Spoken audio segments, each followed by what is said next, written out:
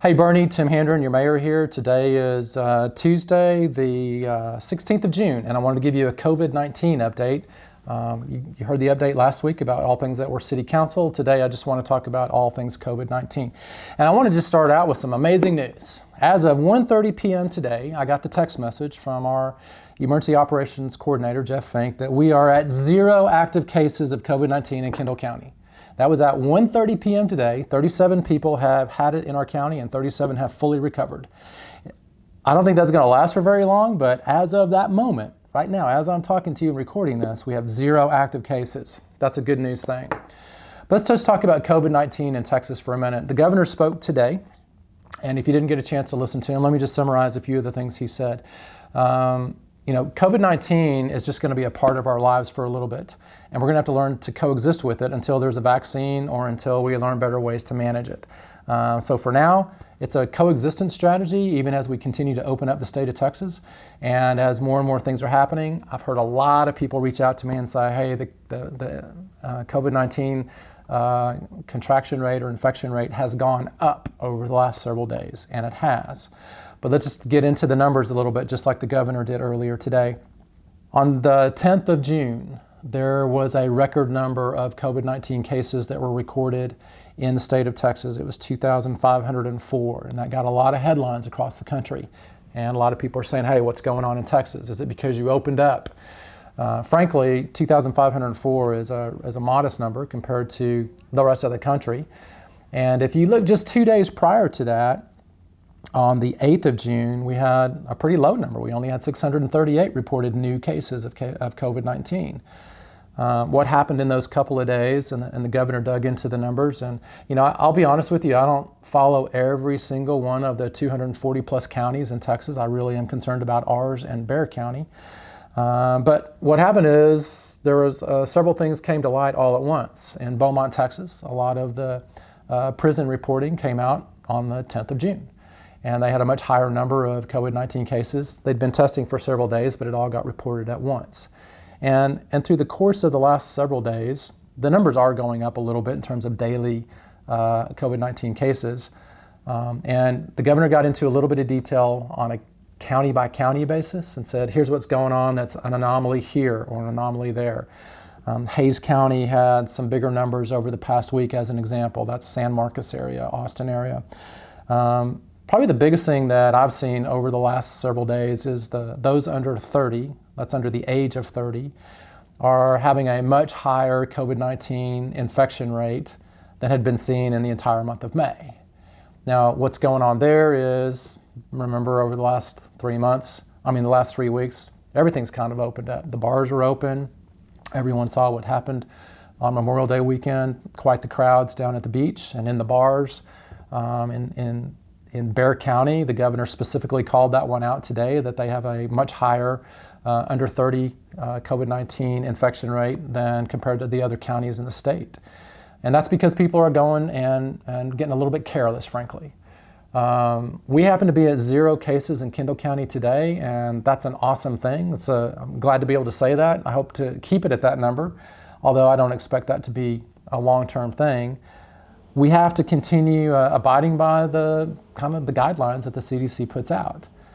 The guidelines are pretty simple, right? It's wear a mask when you can't guarantee your social distancing. I always have one with me, and frankly, I try to just make sure I don't go in crowded places. Outside of a restaurant where I'm going to be with other people, I just pretty much avoid big crowds. That's just my choice, right? And that's my personal responsibility. This past weekend, I had a few emails that came to me and said people are uncomfortable in some of the restaurants in Boerne because the employer isn't mandating that that all the employees wear masks. Well, frankly, the rules that the governor put out, it's not required that all employers wear masks. It says that employers are strongly urged to consider wearing masks. So they don't have to, and it's each proprietor's decision to decide if they want to make that mandatory or not. I learned something new today. The Texas Alcohol and Beverage Commission put out some new guidance to all of the bars and anybody who's serving alcohol over the last few days. They said, if we come in and audit you and you are not abiding by all of the governor's orders, we're going to cite you for that. And if we cite you again, you're going to lose your license for 30 days. And if we cite you a second time after that, you're going to lose your license for 60 days.